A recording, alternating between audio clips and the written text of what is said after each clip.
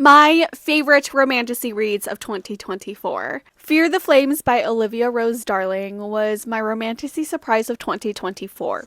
Eowyn is sort of like Daenerys, where she's got her dragons, except her dragons were taken away from her, and this book is about her trying to get them back.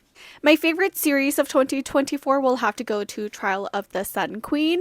I read the three books, and the fourth book just came out, and I haven't read that yet. But overall, I really enjoyed this. I have really been burned out on romantasy series, and I have found myself not really wanting to finish most of the ones that I've started. So it was really refreshing that I was able to stay engaged throughout this series. If you like trials and tournaments, you're going to love this. If you liked the selection, you're going to like this. Overall, it's pretty fast paced, and I liked the magic system. Red Tower had a lot of misses for me in 2024, but this was not one of them. The Game's Gods Play by Abigail Owen. This also has a tournament as a plotline. Every 100 years, the Greek gods will choose a champion to represent them in a tournament, and the god of the winner will rule for the next 100 years. Of course, our FMC was chosen by Hades. This one, to me, was very reminiscent of why I liked Fourth Wing. It's fast paced, it's got cool magic, it doesn't have endless details on world building and things like that, but still well written. My favorite romantasy of 2024 is Quicksilver by Callie Hart. This one also has a lot of hype and mixed reviews.